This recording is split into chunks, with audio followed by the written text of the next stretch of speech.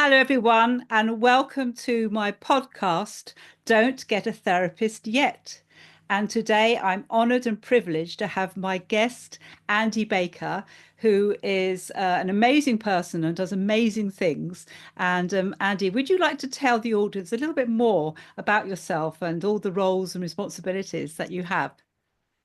Yeah, by all means. Thank you very much for having me. First off, it's a pleasure to be here and chat to you again, Wendy. I've known you for a little while, but it's lovely to be in this medium and having this opportunity.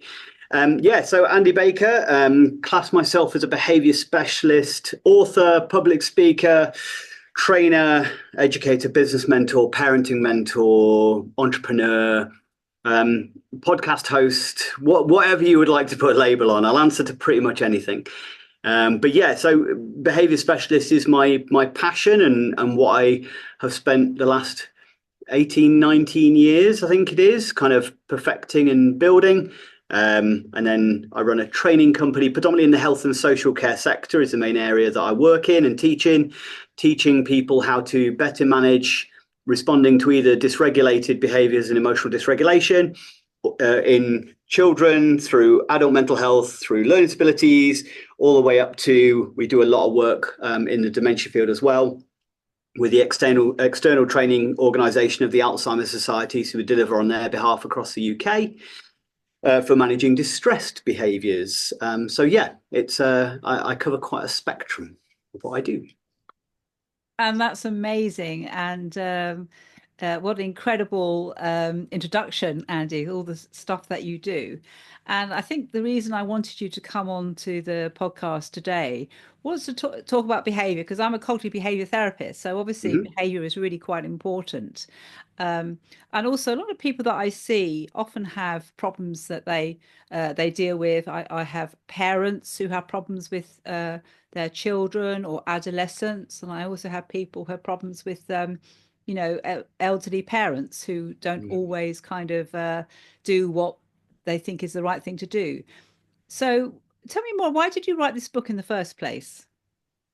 So, as I said, I've been studying the subject of human behavior for kind of 19 years, background in psychology, psychotherapy, and done quite a lot of different behavior management systems. Because I've worked in all the way from, so I've done therapeutic parenting related to foster parenting, and then all the way up to kind of your typical managing challenging behavior courses and positive behavioral support in the middle there, and applied behavioral analysis and things like that. And what I noticed was I had all these different systems that I was being told to do within these different environments, but actually there was a common thread that went across all of them, and that people are people. And although we might be looking at certain diagnoses or differences or challenges that certain individuals are experiencing, people are still just people. And therefore, I sort of came across these golden rules that actually seemed really similar in all these different environments, but it just felt like none of those different environments were talking to each other, going, "Oh, this all kind of works in the same way, doesn't it? So why don't we have kind of one approach?" So although it isn't a one size fits all by any means, by applying a very person centered lens around a framework that I kind of developed, actually then it kind of applies really well across the board. So I put this book together. It was essentially a brain dump. I was just going everything I had just into some format. I wrote far too much, and then my publisher, I got published, and they kind of went, "Can you cut it down a bit? Because it's a bit big." So there's some more chapters online and stuff like that, because it was kind of my 19 years of experience that I just kind of put into a book, and was just, the motivation is, one, because I felt there was something really good that I'd created that was worthwhile sharing. But two, there's so many people who is allowing people to access that information. They get like kind of a half day managing challenge behavior course or something like that in their job. And one of the biggest challenges for foster parents, parents or support workers working in children's residential, teachers, those looking after either elderly relatives or looking after people in residential homes, dealing with behavior that challenges distress behaviors, aggressive behaviors, hazardous behaviors, is one of the biggest stress impacts on them on a day-to-day basis. And unfortunately, there's a huge turnover in staff across all of those sectors, teaching dropping out this profession because they can't cope. care workers, huge turnovers of staff. And I was like, this isn't okay. People aren't being given the right tools and the right understanding. So anything I can do to get that information out, whether through training, through my book, through the podcast, any way I can just give that information out to people, I think is massively important. And that's great that you've got so much passion and that you actually want to share your vision and your mission. So that's great, Andy. I just want to pick up on a term you use. You said person-centered. Some people might not know what that means. And I think that might be a good start to explain what Hmm. person-centered means. Absolutely, yeah. From obviously from a therapist and your humanistic therapy, that'd be quite important. Um, Yeah, so person-centered it is this although we all have a similar blueprint as far as, how our brains work and what they do, the nature of personal experience impacts so differently from person to person. There's a gentleman called Tom Kitwood who developed a kind of a formula that he referred to as kind of the person-centered formula. And it was specifically around dementia, and it was dementia equals cognitive impairment, biography, social engagement, environment, and looked at all of these different factors. It equated to what somebody might class as they're a person with dementia. Then it was a case of then all of these things make up what this person is and who they are. And that really resonated with me as a concept. Um, and so I changed the formula a little bit and just kind of went, well, a person equals medical conditions, biography, experiences, environment, psychology, biology, and there's so much that make up this person. And I think, so many people have heard of the nature nurture kind of principle, but it's so much more complex than that. And I work on a model called the biopsychosocial model, which is it's a mix of biological, environmental, social, and then psychological factors that are affecting a person on a day to day. So we are complex systems with that all coming together. So I use an analogy sometimes, like the human brain, most complex structure in the known universe. It is a complex system. So chaos theory, a butterfly flaps its wings and causes a tornado in Brazil. Well, things like that happen in the brain. This one little thing can change how I feel in a moment. So I've studied this for 19 years. I consider myself to be a bit like so weather is a complex system as well. That one little thing changes everything. So weather's a complex system, humans a complex system. So even though I've learned it, it's I consider myself to be a fairly moderate weatherman as far as I can roughly know whether it's going to rain or shine, but I'll probably be wrong on the day. And therefore I really need to connect in with that person to know where they are in that moment, no matter how much academia and study and stuff like that. It gives me a baseline, a foundation, but I'm going to have to get to know that person as an individual to see exactly where they are and what they're experiencing. Okay, that sounds really very good explanation, very comprehensive. So I Okay. suppose in your book, the first thing you start with is getting to know the person, and the particular areas you focus on. You focus on certain areas to sort of understand a little bit more about their background. Yes. Yeah. So there's a philosophy, and nothing's original. Everything I've nicked from other people. I'm all standing on the shoulders of giants with this. But there's a term that kind of always resonated: connection before correction. And if we're looking to manage or change behavior at all, like change takes time. So the first thing, well, I'm very unlikely to I'm unlikely to be able to change somebody else's behavior if they don't even trust me. And how do we build trust? Well, we build trust through genuinely caring, being interested, demonstrating respect. It still needs to be a boundaried relationship, but it's all the nature of building rapport within a therapeutic relationship, any therapeutic relationship. We have to build that connection, that trust, and that rapport first, potentially, before we can start working together to collaborate towards change. Because I need to know what's the right change for this person. Because just because I have certain preconceived ideas, values, beliefs, and attitudes doesn't mean I'm right. I'm right for me sometimes, but it doesn't mean I'm right for everybody else.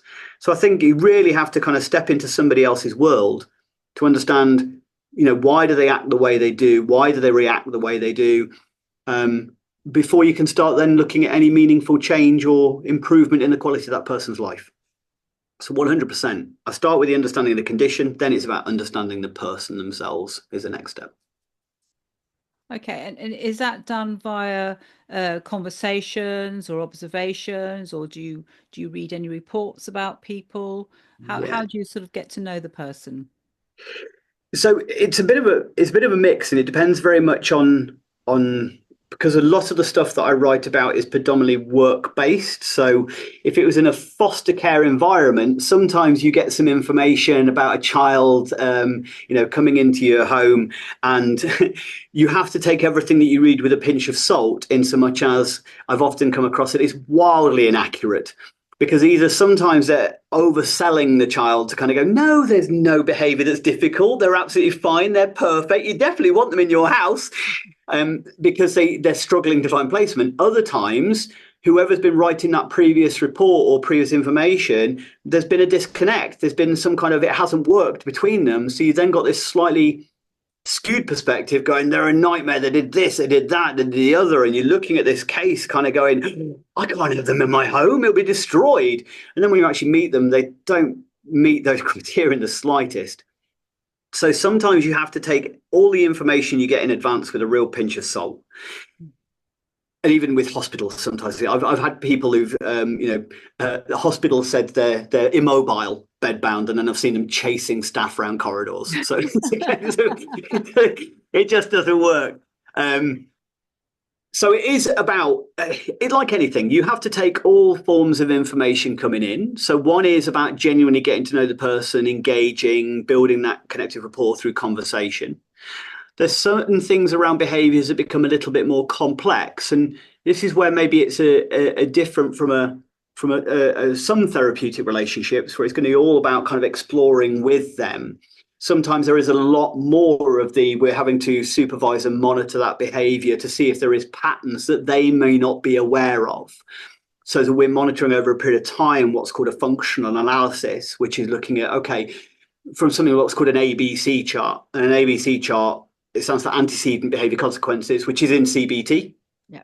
Um, but it's basically looking at, for every incident report, I'm looking at, well, what were the setting events? The setting events like the pre-stressors or the slow stressors, like did they sleep very well? They didn't have breakfast this morning. It's, little bits that have happened. But then the antecedent is what happened just before the incident. The behavior is the behavior itself, and then the consequences and what happened immediately after. Sometimes when we're looking at a situation, we're too close, and therefore we have a preconceived idea of, well, they're doing this because of this. So what then we do in a functional assessment is you then take that away and you kind of then analyze it across data. You're doing a proper scientific discovery essentially to kind of look at multiple events of the same behavior to kind of go, there's a pattern here. It wasn't because that was said. It's something to do with this always happens on a Wednesday. What is about a Wednesday that increases the likelihood of this? It's always just before a meal, but it's been different members of staff. So it's not the staff member, it's something about that time of day. So you're looking for potential patterns, either in what they're gaining or avoiding from the behavior, or what is triggering or triggering that behavior in the first place. And that can take a while. It can be quite difficult and complex. I've had ones that over it'll be certain sporadic behavior that seems to happen over a year. Like kids will suddenly their behavior will significantly change or really be difficult to manage around Christmas time is a prime example. But sometimes it isn't Christmas time. It's a little bit more less obvious than that because Christmas time is a very common thing for kids who've experienced early life trauma and abuse. Christmas is such a highly emotive and family orientated time. There's so many triggers that can happen at that time of year. But you then get a random day in the middle of the year that could be mum's birthday. But suddenly you're getting a week leading up to and then a week after that this kid's completely dysregulated and overwhelmed, but won't go. It's because it's my mum's birthday. They don't necessarily even know why it is. It's certain subconscious antecedents in the environment that could be triggering those emotional responses, and that's very difficult for any one individual. But if we can be exploratory with that, if we can be curious about that, that's what gives us a better idea of, hey, we know this time of year we need to lower the stress in other areas because there is stresses that are invisible to us that this kid's experiencing during that time period, and that could be the same across a lifespan. That sounds really great. And I like the ABC approach because people can understand ABC. And Yeah. antecedents, can you Yes. tell me a little bit more what that means and give some examples of what might trigger people? Yeah, absolutely. So antecedents just means what led up to, what happened immediately before the event. Okay. So, and that can vary from person to person. So, I have an acronym which we use, which is HELP, which is it could be human. So it could be that somebody is winding them up. Somebody said the wrong thing. They feel like they've been belittled, ignored, patronized, bullied, controlled, anything like that. And I always say with human, it's not about how the perpetrator feels, it's how the recipient feels. So it's not a case of, well, I was only joking. Well, they didn't take it as a joke. I didn't mean to be patronizing. Well, they felt patronized. So that can be a trigger for them. It's nothing personal. It could be, I've done nothing wrong. It's how they've perceived my intention, and that could be a them thing rather than a me thing. Usually it is. Nothing's really personal. So it could be human. It could be emotional cognitive, which is going into a lot of deeper exploration as far as, are they frightened? Are they angry? Are they grieving? For instance, would fall under that category. Or we're going into the cognitive, is it the way they're thinking? So this is where you go into things like your automatic negative thoughts, their preconceived scripts, their core beliefs about themselves and things like that. Everybody hates me, nobody likes me. And therefore, it's the way they're thinking that's triggering this reaction because that staff member didn't say hello to them as usual straight away. They hate me. And they're feeding into that. Or people who hold rigid beliefs about how others should behave are more prone to anger as well. So you should have done that. You shouldn't have done that. And I always tell, the people who are managing behavior, anytime you catch yourself saying should and shouldn't statements, I know you're going to do this as well, you need to be seriously kind of reflecting and looking at that because that's not a fact. That is just so they'll do the same thing though, should and shouldn't statements that they'll be doing. So that's your emotional cognitive. They've got location, too hot, too cold. Like being too hot doesn't cause somebody to go into a meltdown, but it's definitely something that shakes up the bottle of Coke. Mm. So you might find a combination, it's too hot that shakes up the bottle of Coke, then somebody says the wrong thing, boom. The person said the wrong thing on its own didn't make a difference, but it's the too hot and. So location and then physical. So that's looking at then pain, hunger, tiredness, hormonal imbalances and difficulties. So the help is human, emotional, cognitive, location, and physical. And we're being the whole aim that we do with antecedents, and whether it be dynamic in the moment or whether it be analytical, kind of looking over time and step back, it's about being a better detective than judge. Oh, Um, that's nice. I like that. Absolutely. I think Oh, I that's nicked it from great. somewhere. I don't know where it's come from, but yeah, being a better detective than judge is one of the fundamental aspects. And you'll do a lot of this that you do in your therapy as well, West, when you try and encourage people to do that. Is part of it comes from thoughts, feelings, and behavior, Yeah. doesn't it? As far as somebody cuts in front of you in traffic, your behavior is to beep the horn and stick your finger up, whatever it is that makes you feel more angry. Whereas if you instead went into, isn't that interesting behavior? I wonder why they might have pulled in front of me. I wonder what's going on in their world. Maybe they just got a phone call from their wife saying they're about to have a first baby. Maybe they're desperate for the toilet. Maybe they shouldn't see me. There's lots of reasons why this might have happened. And by changing into a curious, rather than being frustrated, I become fascinated. Rather than irritated, I become interested. That then helps me to self-regulate. And the less judgment I'm passing on others, the less judgments I'll pass on myself. So it's all then a overall positive outcomes for all. And I think one of the reasons I was really keen to have you as a guest is a lot of people that I speak to have problems with relationships. And the difficulty is you can't change the other person. So these are kind of like, being married or with kids or your boss or something like that. You can't change the other person. But what I like about your information so far is you can actually investigate or, like you say, have a little bit more of analysis going on and work out a little bit more what's going on with the other person. So already I can see it being very useful to a lot of people to think, okay, why is this person, why do they behave in that way, and what it is that I can do about it. So and I love the ABC and the help, and I love the be a detective, not a judge. So Yeah. those are all very good things I think people can take away from what you said already. So thank you for that, Andy. That's right. Hopefully so. Yeah. Thank you. Yeah. It is. I've had on courses before where people at the end have said you've spoken an awful lot about our behaviour and not so much about theirs. And exactly as you said, I can never guarantee you're ever going to be able to change somebody else's behaviour. There is ways of doing it through your behaviourist kind of punishment reward, but even that can cause further problems and detriment both psychologically to them as well as actually to damage the relationship as a result of that. The only person whose behavior you can change is potentially your own. But by changing your own, you force other people to interact differently with you, and therefore indirectly, you are going to change their behavior as a result of that. And that's a it's a big thing for people to kind of as part of therapy, isn't it? It's a big thing for people to be able to accept that it is that personal responsibility. It's not for anybody else to manage my emotions. It's not for anybody else to manage my behavior. It's not for anybody else to it's down to me. Now, there is things that other people could do that could help, and it'd be really nice if they did, but it's not because they should. It'd just be nice if they did.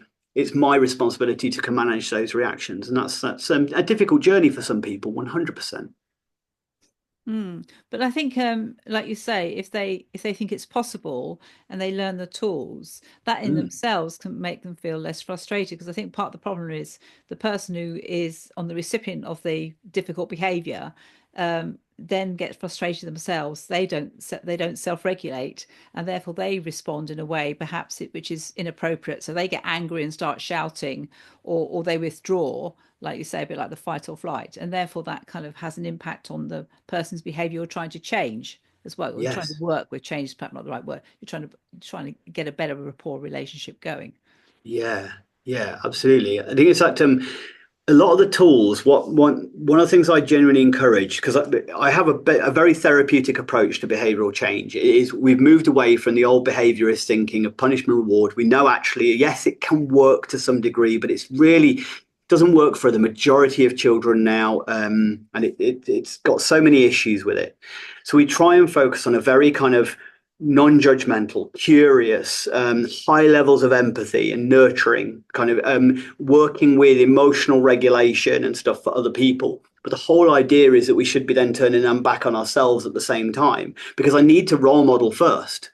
I Mm. need to role model because the best way, social learning is one of the most powerful tools we have for behavioral change. Children, the old adage, and it's not do as I do, it's do as I say, but kids will do what they see. Mm. So if I'm unable to emotionally regulate, then how are they learning how to emotionally regulate? They've got to learn from somewhere.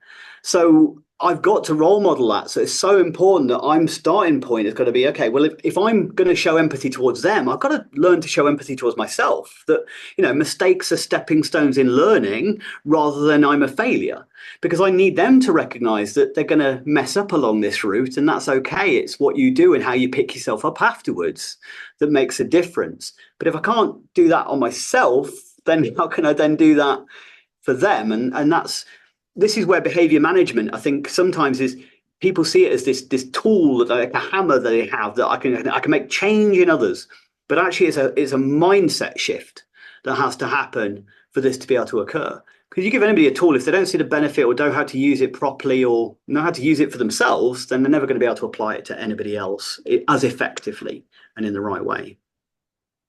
Yeah, and it reminds me of a couple of things really. Obviously, you've got Skinner who did all the experiments around dogs and Yeah. salivating and bells, but our brain's much more complex than dogs anyway, and just wanting food. And I remember setting up a behavior reward system for a mother and a son.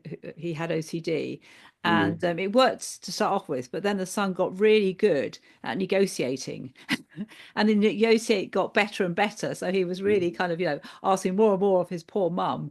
Yeah. And it was getting like a bit of a little bit of a debate. And in the end, we Yeah. managed to sort of turn it round and get him to do other things. But yeah, it started off as a really good idea, but he responded too well. Mm. Yeah. And Yeah. then just wanted more and more as well. So you're right. It might help a little bit, or it might help to start off with, but you need so much more than that, don't you? I mean, I think sometimes just that sense of achievement that a person can have by they get a shot of dopamine, don't they? That sense Yes. of achievement can be enough to motivate a person to do more and to sort of Mm. try and change their behavior more.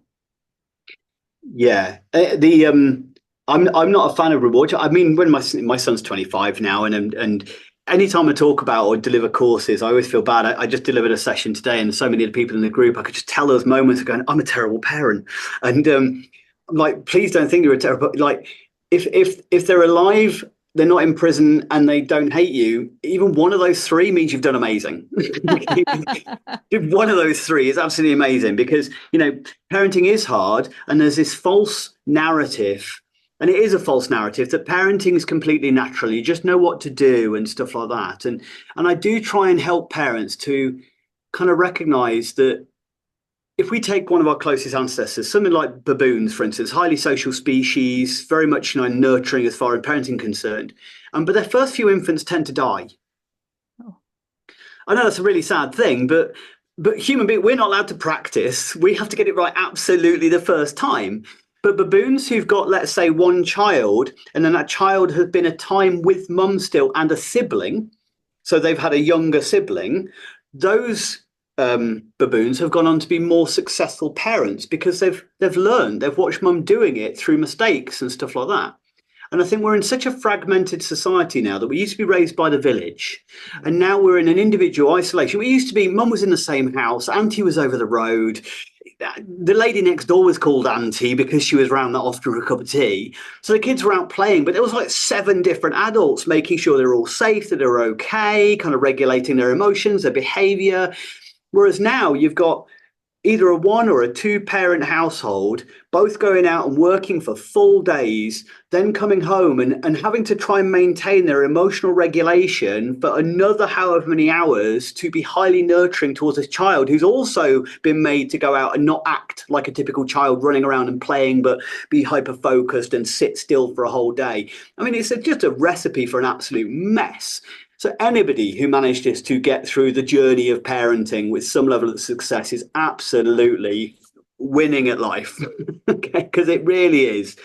Um, you're fighting against the odds. So I think it's so important to kind of be kind to yourself with that, and kind of know that it is tougher than it ever has been before. And it's not that you can't, it's just that you're going to find it really difficult. And if you finding it really difficult, like if I said I can't juggle, I'm lying. I find it really difficult.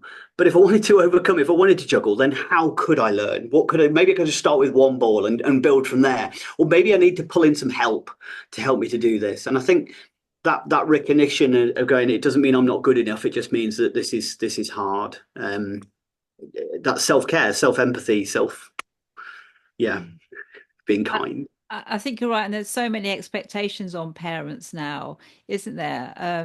Like you say, they have to sort of work very hard for their money now, and most families are, it's either single parent or both parents going out working, and just the emotional exhaustion of all that, and then coming home and then trying to do things for your children, and you're just managing so many more complexities, I think, with the social media and influences as well. And like you say, we're not going out so much, or the families aren't quite so close as well.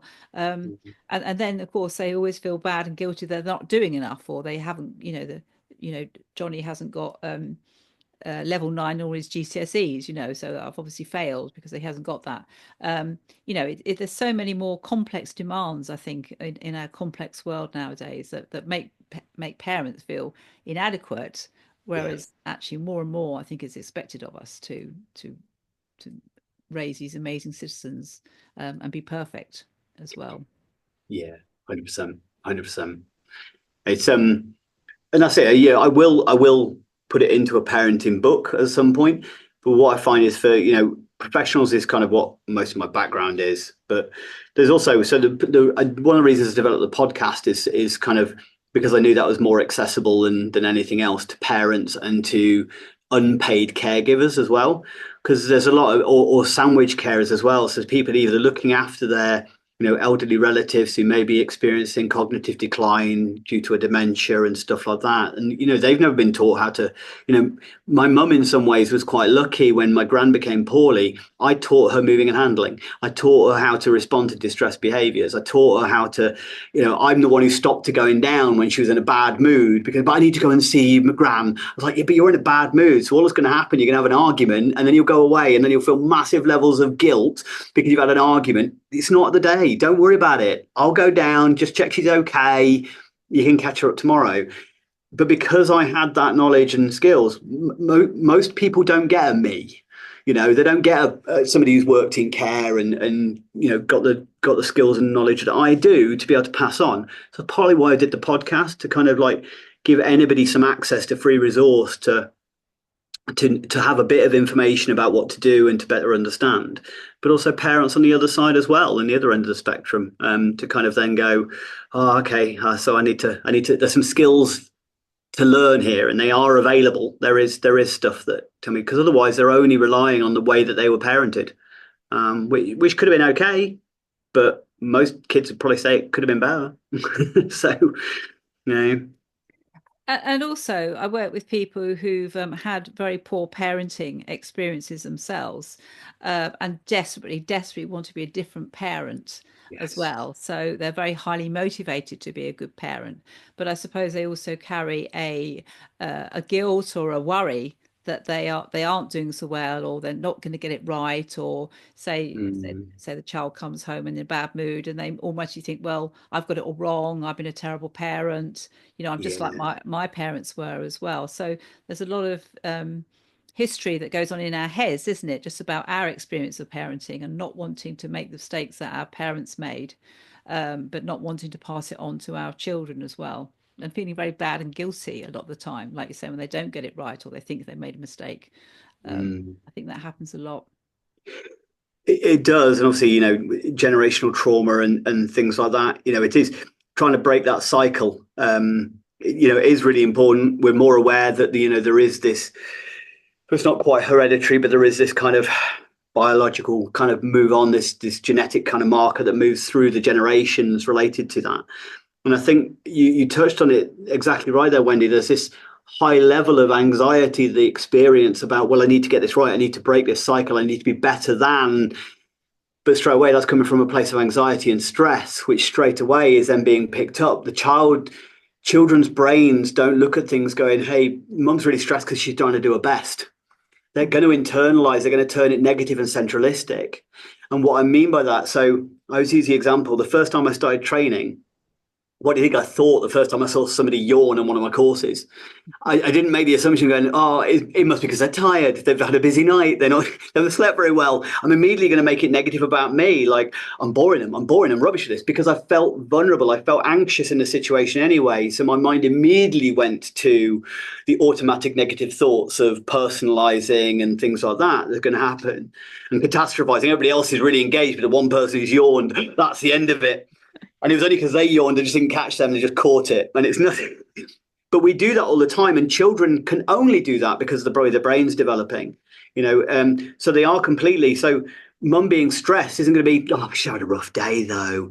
It is going to be that absorbed and going, hey, maybe it's a me thing. Maybe I'm causing this. Maybe I'm causing distress. And it's so hard to shift from I need to be a perfect parent, doesn't exist. Good enough parenting is what we're aiming for. Just good enough. And actually that is the ideal. That it's a case I'm consistent, I'm there when you need me. It may take me a few minutes. I can't be there straight away. But when I do arrive, I'm calm, I'm okay, I can manage this. And even if it's a little bit duck syndrome, so on the surface, calm, serene, not a care in the world, and underneath the water, your little legs are going like the clappers. That's absolutely fine. But it is kind of that self-awareness, self-management. I, timeout shouldn't be used on kids. It should only be parents that are using timeout.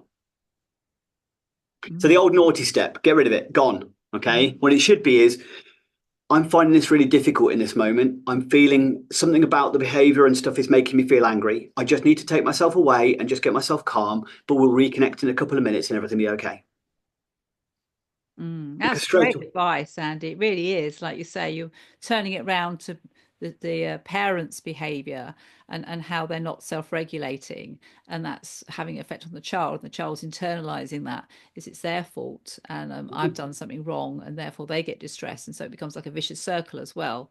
I assume I like that, just to continue to get the parent or the carer or whoever to self-regulate. Mm.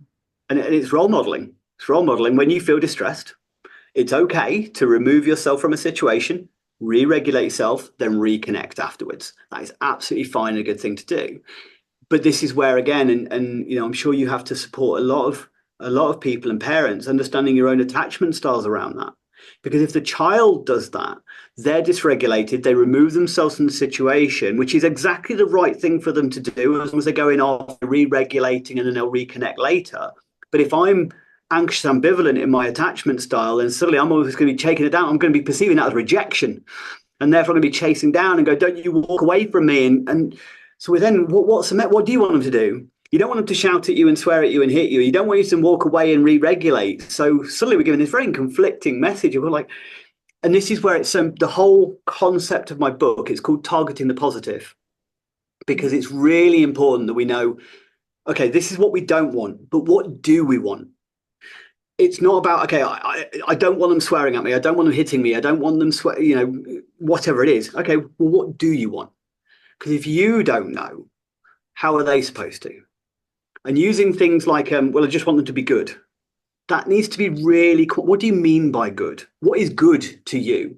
Because a good boss, if I started a new job tomorrow and I walked in and you know, my boss kind of went, he's like, what do you want me to do? And he just goes, I want you to work hard. Right. So I then spend the day kind of carrying chairs from one side of the room to the other, even though I'm working in an office. And at the end of the day, I've like done it thousands of times. I'm actually shattered. And the boss comes in and gone, what have you been doing all day? I've been working really hard. You go, you've been done nothing. But how many parents just go, be good? What does that mean? Like, be explicit. Because otherwise you're setting unrealistic and unquantified expectations, which means that child's never going to be able to succeed, because if you don't know what success is. So there's so many important kind of messages, and self-reflection has to be done. It's but behavior management is a journey, just like any therapy journey is. And I suppose also that self-reflection, I'm guessing that part of that is actually, encouraging yourself to think what you got right or what you did well. And if you got something wrong, what you can learn from it as well. Because I talk a lot about that in the therapy, this ability to self-reflect, but it's not a kind of bashing Yeah. yourself up and saying how terrible you are. You've got to recognize, think, or at least trying, or things that went well, or you did right, or what you could do next time. I mean, would that be the sort of thing, Andy, you're talking about? Yeah, 100%. And it's a hard work to move over into kind of the growth mindset kind of process, which is this mistakes are stepping stones in learning. I'm going to make mistakes. I need to be understanding and mindful of those mistakes. I think it's so easy, and it's so difficult for so many people. And I know I've been caught in it. I'm sure everybody's been caught in it sometimes, that making a mistake means I must not be good enough. And we have to kind of recognize, like, you are good enough, but you can also grow and be better tomorrow. And that dialectical kind of statements of, I am good enough, but I can always be better. I'm great at what I do, but I can also do more. And that kind of shift to being like, I'm not in a fixed state. That it isn't a case of I messed up today, I'll always be a useless parent. I had a bad day, so I'm always going to be in a bad mood. I never can regulate my emotions. And when we get caught in those negative kind of thought processes, which is what you do so much in your CBT work and things like that, to try and get me to recognize those and get me to kind of think, okay, well, what could we be saying in that moment rather than this negative thought? Where's the truth in that? Does that real? What would your best friend say to you if they caught you saying that? They would go, don't talk rubbish. You're a brilliant parent. Well, start trying to be your own best friend. So when you are looking at that situation, I think that's probably a great bit of advice as far as reflection is really important. Step away. If I don't reflect, we don't learn. So if I had a fire and I just put it out and walked away, I shouldn't be massively surprised when the room is burnt down tomorrow. So it's really important. I go, okay, well, what caused that fire? What happened? What triggered that? What could we do differently to prevent that fire from happening in the future? No blame, no shame, just from the facts. What could be done differently? What I might have said that could have triggered that? Is there anything I could have done differently that might have affected that differently? Is there anything that I could have helped with in advance to kind of prepare for that? And then we can kind of reflect on it and go, okay, well, now I can put these things in place next time. But it is going, but when you're looking at it, don't just, you say, be your best friend. Imagine your best friend was also doing this incident report or this analysis with you as well. And what would they say? Well, you did that really well and you approached really nicely and you were polite at that point and and you didn't hit them, which is amazing. Whatever it is, it's taking those small wins sometimes and I think with both your own behavior and with the behavior of others, I find so often, like, so quantifying it, like with the ABC, is quantifying it, it's writing it down, it's seeing in black and white. And that's why things like journaling and things like that can be so useful as far as personal therapy is concerned. Because it allows me to kind of get things out of here and onto there and kind of look at them in a different way. But I think it's important to have the markers and record, because I think with behavior, anybody's behavior, if you are looking to change it, sometimes we're so close to it we can't see the difference. And I've met many families, let's say that, you know, nothing I'm doing is working, but it's a bit like looking in the mirror to see how well you're losing weight. And every day you're looking and going, it's not getting anywhere, it's not falling off, I still can't look at myself. But somebody who hasn't seen you for a few months going, oh, look at you, haven't you lost some weight? Because they're just slightly further away. So we know with something like losing weight that it's better to potentially weigh yourself to some degree to kind of measure, well, where am I? Or even measurements, whatever. How am I doing on this? And even if I've lost a millimeter, then that's a millimeter better than yesterday. So whether it be your personal therapy journey or whether it be the journey of somebody else's behavior or managing your child's behavior, sometimes it's that family going, you know, they haven't seen the kid for a year and going, is that the same kid? He just said thank you to me. That's not him a year ago, is it? And it takes that, you know, but it's so hard to quantify it and measure it. So this is where, again, what do you want? How are you measuring what you want? Are we catching the times they're good rather than the times they're being bad, or the times that we have a really meaningful connection when I go and visit mum rather than the times I got frustrated because she asked me that question a million times? It's finding those moments to reflect back on the good times, not just the bad. And a classic, isn't it, that we're often told about is sometimes a child might behave in a negative way to get attention. And what happens, they do get the attention, don't they? Because they make a lot of noise and run around. So they get the attention. Therefore, it reinforces the negative behavior rather than praising the positive behavior when a child is doing things well as well. I'm assuming that's the sort of thing that you'd be covering in your book as well. Yeah, it is. We changed the terminology of attention seeking very quickly because attention seeking as a term, although it does do what it is a bit Cooper and all, it is what it says on the tin. It's so connected with old logic thinking that if a child is doing something that we don't want to gain attention, then what we should do is ignore them to then not reinforce. And you're right, if I give them attention, bad attention is better than no attention at all. But by changing it over to attachment seeking or connection seeking behavior, that changes our mentality towards it being that, well, attachment and connection is a normal human need. It's part of Maslow's hierarchy, for goodness sake. You know, we have to recognize it is, and it's right down there at the bottom. It's, you know, we've got basic, we've got safety and security, then we've got relationships and attachment and connection. So it's right there in the fundamental things that we need on a day-to-day basis. So if you imagine it's as vital, all the stuff we've done around attachment now, it's as vital for well-being and survival as food and water is.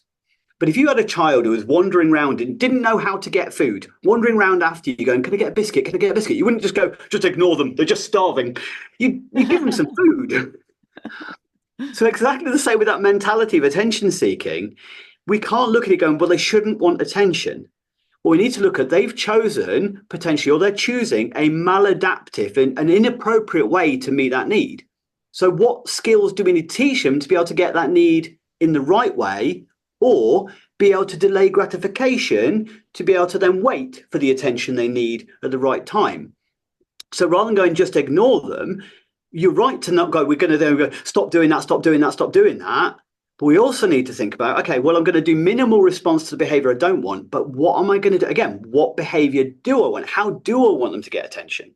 So we might go, well, I'm going to plan in at 6 o'clock this evening. So after we've packed up all the tea and everything like that, 6 o'clock, my kid gets 10 minutes of me time. There's no me telling them what to do. There's never not me dictating what they do. It's just me and them for 10 minutes of me just being completely absorbed in them. And studies show this a lady called Dr. Alice Loving kind of reminded me of this, that 10 minutes can make a significant difference to the level of connection and connectivity between a parent and a child. And if we can't find 10 minutes in an evening, then we really need to be self-evaluating, looking at our lives and going, okay, well, that something's not right here. There's an imbalance at this point if I can't find the 10 minutes. That's what it takes. But it's not about telling them what to do in that 10 minutes or correcting them or making them play a game that you want to play or in their way. It's about them having full autonomy and control for those 10 minutes. But that can be anybody. How often do partners just make 10 minutes of just me and you? Let's do whatever you want to do for those 10 minutes. You know, we will keep it PG, but do it for 10 minutes. Or with parents or whatever, it's a case of join them in their world for those 10 minutes. And you'll be amazed at how validated, how connected, the positive well-being it has for the person that you're doing that for. It makes such a difference. But hopefully somebody's also done doing that for you as well. Yeah, that'd be nice. Um, But I think what's really good, and I know you come from a CBT background as well, Andy. So we've got a lot in common in the in our sort of thinking. But the 10 minutes is doable, isn't it? So rather than think I'm a terrible parent or I never got time for my children, I should be there hours and having most people should be able to do 10 minutes of that attention, and not looking at the clock while they're doing the 10 minutes as well. Actually, that divided attention. People can do that, can't they? And that's great to have that kind of tip, to know that sort of got some research around that. Yeah. I've got a couple of other questions for you. But one of the questions I think is use of language as well. I think what is really important is the words that we choose as well. So, like for example, if you say, "Oh, John is always naughty. He's such a naughty boy." Can you tell us a little bit more tips about how to say things, which you think is much more validating? Yeah. Oh, great comment. Again, so much comes from some of the different therapies we've done, and solution focused therapy is a prime example for this. For instance, as far as what do we want rather than what we don't want, that's what we're coming from based on the behavioral model. But one of the exercises I do early on is what you tend to hear is, whether it be two parents or whether it be care workers or whatever, you'll hear them go, how can we stop him being rude? How can we stop? And you hear the narrative. And one way I try and get it over to them is, if anybody out there who's listening has ever bought a new car, and after buying that new car, they suddenly started to notice that same make and model on the road all over the place, right? And suddenly everybody seems to have the same car as you. Now, you could internalize that and go, I think I might be an influencer. But that's not true, I'm afraid. It's a form of cognitive bias. Those cars have always been there. You're just now noticing them, okay? Or another example of this, if you ever met a celebrity or a friend who you'd never noticed a certain phrase or a certain tick or a certain something they say in a weird way, and you never notice it, and then somebody points it out and you can't stop noticing it after that, right? The more you talk about a child's negative behavior, the more you're going to notice it. The more you're narrating on, the more you're going to notice it. And I'm very cautious around language, particularly. Language really does impact. So if we're saying, for one, lazy is one of the words that I try and get people to, you should not be using the phrase lazy. If you're labeling anybody as lazy, you're misquoting, because it's a case of, I almost guarantee they're not lazy all the time, in all ways, in all things. So straight away, you're lying. But you're not a liar, because I guarantee anybody you feel has, let's say that you're calling a politician a liar, because they told a lie, but they also will have told some truths in their life as well. But does that mean they're also a truther? And you can't be a liar and a truther at the same time. So when we're labeling, it's quite I don't think people, and you'll know this from all your training and experience, people don't always recognize that the labels we put on others often then turn back on ourselves. the language we use as far as that judgmental, they're going to think I'm lazy because I didn't do one thing, but that's because you're narrating because they didn't do that one thing that makes them lazy, and it's that kind of self-reflection. So language is so important to kind of, so if I'm calling a kid lazy, I'm labeling them. And in fact, I'll tell you a story, Wendy, if that's okay. Yeah, please do. When I was 14, 15 years old, I overheard my mum talking about me. I eavesdropped in. I heard my name mentioned, so sat at the top of the stairs, eavesdropping in on a conversation she was having with either a family or a friend. Okay, I don't know who it was, but she was talking about me and she was describing how lazy I was. And I felt this was a character assassination because I felt she was disregarding every bit of hard work that I'd ever done. I felt disconnected. I felt like, what's the point? What's the point of me even trying? She just thinks I'm lazy. Now, looking back in hindsight and doing a lot of therapy as well, one of the things that I reckon, looking back, I get it. 100% I get it. Okay. Because during the summer holidays, when I used to finally emerge from my pit about midday, I did very little. Right. So I get her point of view. But there's certain things that I know now or know that my mum at the time didn't. So one, when during the summer, we tend to feel more energetic in the evenings than you do during the winter.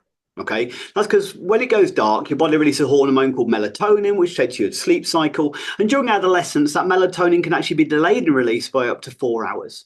So it doesn't get dark till 10 or 11 o'clock at night. Well, a teenager's not going to start feeling tired until 1, 2 in the morning. But teenagers need more sleep rather than less for full brain regeneration. So they typically need more 9.5 to 10.5 hours rather than the typical 7.5 to 8.5 hours that most of us can cope with. So therefore, I'm going to be sleeping till kind of midday. This is why they've talked about making school days later. And Yes. the most unattended lectures at a university are the ones in the morning, and it's not because they've been drinking, it's because their brains aren't awake. It's Yeah. a bit of a waste of time them attending anyway. But I also went through a very difficult period of my life where I felt a complete loss of identity and connection. I suffered quite bad depression during that time of my life, and therefore, if I didn't have anything to get up for, I thought, what's the point? Nobody cares anyway. Now, my mum never realised how unhappy I was because she labelled me as lazy, full stop, the end, no further investigation, typical teenager. And that didn't then build further connection to help us have a positive relationship and help me to overcome my difficulties. It was a case it caused disconnection, see another person who just doesn't get me. So the damage that those labels of naughty child, lazy child, he's just a wrong and whatever it is, are so detrimental, not just to the individual we're doing it to, but to ourselves as well when we're labeling across like that.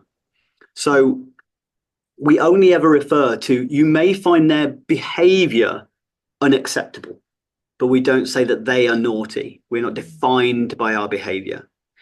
As well as the kind of the self-reflection, I gave the example of the attention seeking, shifting that. The other one is using the term kicked off. Oh, hate it. Because it solely puts the blame at the feet of the person rather than taking any personal responsibility again.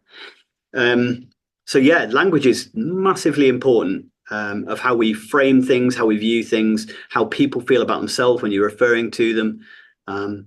Yeah, so it's one of the things I do encourage people to look at and think about when they're engaging in day to day.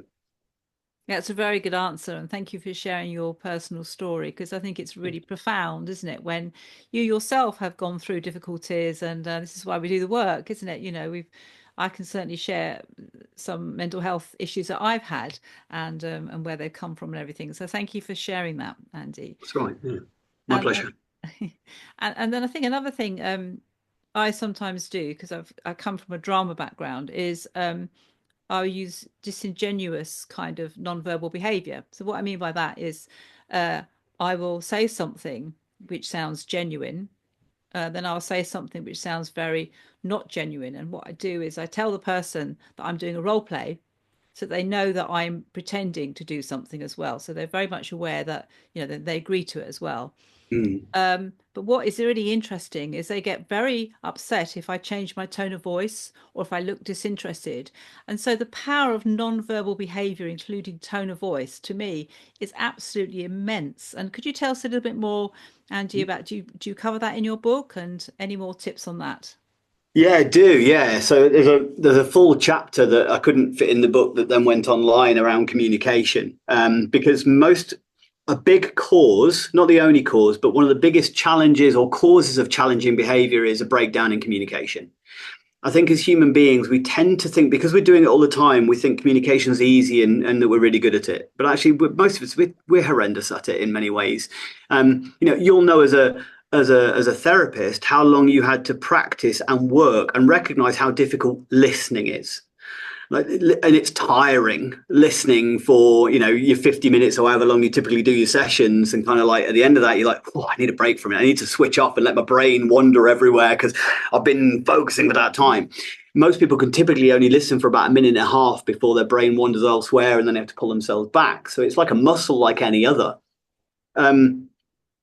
But for me to be able to communicate, I've got to kind of basically turn an idea or a concept in my head into some form of message. I then need to transmit that message. That message needs to be received, decoded, and turned into an idea in their head. There's a lot of room for error in that exchange. So people interpret things in different ways, for instance. If a teacher goes to a child, can you draw a table in your book? And then they draw a coffee table, but the teacher meant a table you put information in. Well, that child's done nothing wrong in so much as they drew a table.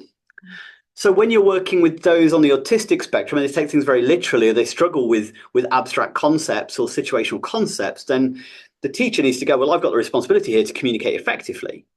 What I tend to find with communication with like that is that I do an exercise where I'll get people to draw a table, but I don't tell them what's going on. Get them to draw a table. They draw the wrong type of table. I tell them they got it wrong. And then I say, why haven't you done what I told you to do? And all of them want to blame me. They go, well, you didn't tell us. But my response is, but you didn't ask. As grown adults, there's different types of tables, but you didn't clarify, you didn't confirm, you didn't kind of ask me about sizes, shapes, dimensions, what kind of table did I mean? So people tend to think the talker has sole responsibility, but talking and listening is an exchange that has to happen to clarify information. This is where, when you're trying to be a therapist, paraphrasing and stuff like that, is that I'm going to say back to you what you said to me, but in my own words, to see if I've got this right and to clarify or to pinpoint an important point that I've taken away or whatever it is. But tone, so the breakdown is typically that 93% of communication is nonverbal. Various theories kind of break down 55% body language, 38% vocal tone, 7% is the words we use. There's been some controversy around that, but if we work it roughly, 7% is the words we use, 93% is paralinguistics. And that's tone, pitch, proximity, how close I am when I say it can make a difference. Facial expressions, even the fact I'm wearing a shirt or if I was wearing a uniform would change the kind of concept of what I'm saying. There's so much complexity to communication. This is why anybody listening, never argue based on a text message ever again in your life. Yes. 7% of communication, but they put a smiley face. Was it sarcastic or genuine? But it's not what you say, it's how you say it. Yeah. So, but this is the thing. So we misinterpret. People have little bits, the Dunning-Kruger effect. We know a little bit about body language, so therefore we think we're experts. Or you've got his arm folded, he's being defensive. No, it's cold. So I think there needs to be a lot more acceptance of we make mistakes in communication all the time, and it's a common battle, especially for couples. Commonly, it's communication is the real barrier between them, that they're just not communicating effectively. And recognizing that they're both as bad as each other most of the time, because if it's a two-way, I have to be a good listener to be a good talker. To be a good talker, I have to be a good listener. Well, then if we're having an exchange of two people, both are ultimately culpable. I think it's a really good point. And actually, something that I've noticed is that when people talk about relationships, I have a conversation about relationships in the therapy session. A lot of people do end up talking more with their partner or their child as well. The behavior differences, they start to communicate better because I suppose they've talked about it, got things off their chest, analysed a little bit in a therapy session. And that's the one thing probably that people can do more of, isn't it? Like you say, that communication, it's talking, but it also listening as well, and trying to understand the other empathy, trying to understand the other person's point of view as well, not just yours, so that you've got a common understanding of what's going on or why things are going wrong as well. Yeah. And I can't believe that's not in your book. I mean, you've obviously got more than one book inside you, haven't you, Andy? It's kind of in the book. There's a link from the book over to this Yeah. chapter. There's quite a lot in there on communication, de-escalation, and stuff like that. It's so Mm. interwoven, but it was just a case of which ones to kind of leave in and which ones to kind of take off elsewhere. And yeah, there's more up there. And the thing is, it took like 2 years to write, and then took nearly 2 years to publish. So by the time it came out, I was like, oh, I've changed my mind about some stuff now. But so there's definitely another book in there, or a version two. Because Definitely. it is a journey. I'm definitely not at the end of my journey of understanding people or communication or anything. So I don't consider myself to be an expert. I just consider myself to be fascinated by it. So that's yeah. I get the impression, Andy, it's quite practical as well. Would that be fair to say that, because it's sort of behavior, you're really focusing on, I suppose behaviors that people find challenging, I suppose, whatever that behavior is. But does it Yeah. have sort of practical tips in it? It does. So it takes you through. So I developed what's called the six-stage target model. And the six-stage target model is kind of the foundation the book's built on. And it's six kind of stages. It can either be used kind of analytically or can be used dynamically. So we're starting with identifying behavior, and we identify both adaptive skills the person has. So we want to reinforce and encourage, but we also want to identify what we call maladaptive or negative behaviors that we need to understand. And that's the difference between the two. Reinforce the positive, but then we need to understand what we perceive as a negative. But also dynamically picking your battles as well. Massively important to identify behaviors, like actually analyzing that and going, does that really matter? Am I, if I've got a kid in my household who engages in, self-harming behavior, but they also don't say thank you, well, let's focus on the one that's important. So there's a little bit of that rather than picking at everything they do. Then we understand and empathize, and there's a lot in the book about understanding human behavior, why we do what we do, exploring attachment, trauma. I would have had, there was loads of stuff that I had to cut out related to neurodiversity, mental health, and because otherwise, every single one of those is another book. But there's bits about dementia and things. So, understanding as much as I can about the person's experience and the way they see the world.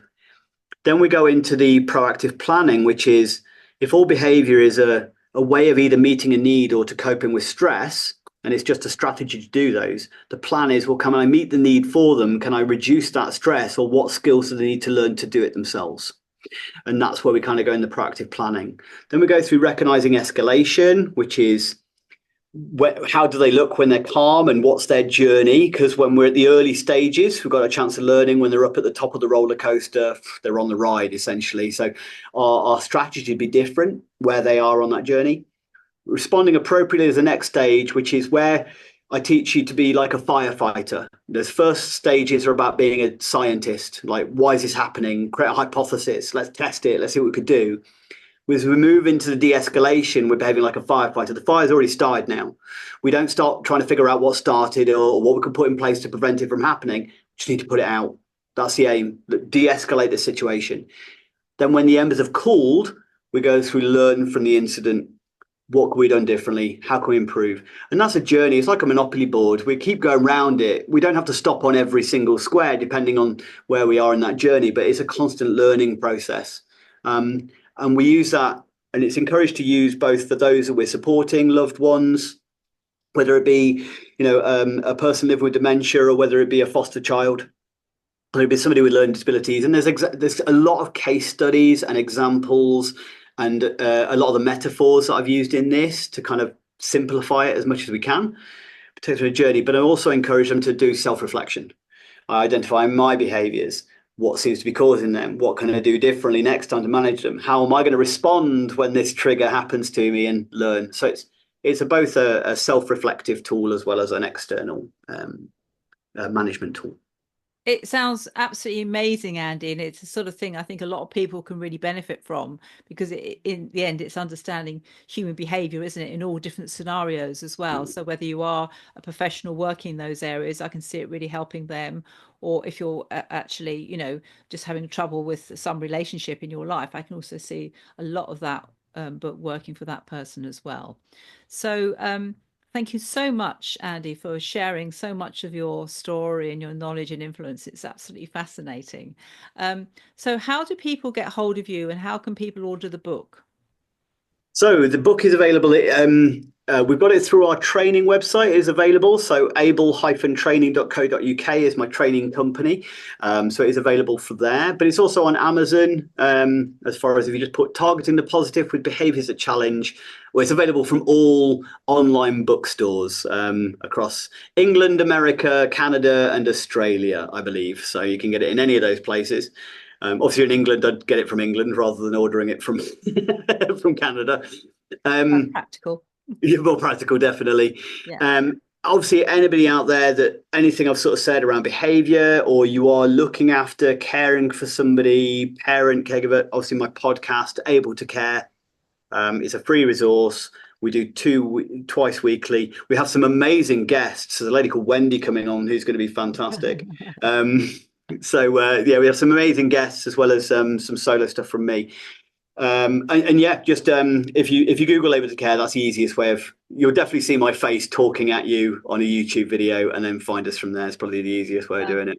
Sounds great, Andy. And could you just mention, because this will go on the show notes for people, so they Mhm. have that written, but could you just mention your book again? Because it's, Mm. or you do have a copy of it Of handy? course, I have a copy. I've been Of told I'm a course you shameless do. self-promoter. Me, Andy Baker, with my book. Targeting the positive. Yeah, that's much better. People have got a visual there. Oh, I like the little smiley faces as well. That's great. Zones The of red and regulation, green. emotional Yeah. regulation. Yeah. Absolutely. Yeah. Very good. Yeah. Yeah. Okay. That's great. Thank you so much, Andy, for being a fantastic guest on my show. And I hope people listen to it and they'll gain an awful lot of information. Thank you. Thank you so much for having me, Wendy. Thank you.